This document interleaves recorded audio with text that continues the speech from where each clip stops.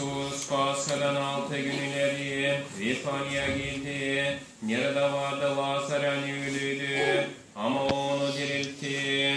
Bir orada ona bir akşam sofrası hazırladılar. Kim Marka hizmet ederdi.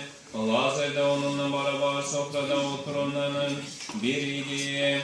Maria ise 1 litre mire pek pahalı alisnatin yağı yağlayıp Yesus'un ayaklarını yağladı. Kim saçlarının onun ayaklarını sildi. Bir evde yağın kokusundan doldu.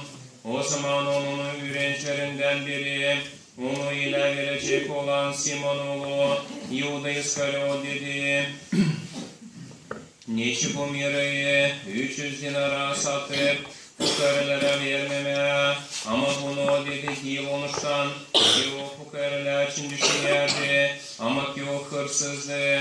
Kim kisesi vardı kimi içinde olanları taşıyardı. Yesus da dedi onu bırakın. O bunu korumuştur benim gümme günü için. Zira fukarlar daima sizinlendir. Ama ben daima sizinle beraber değilim. Hem de Yahudilerden çok insan onun orada olduğunu duydular. Kim geldiler değil yalnız Yesus için.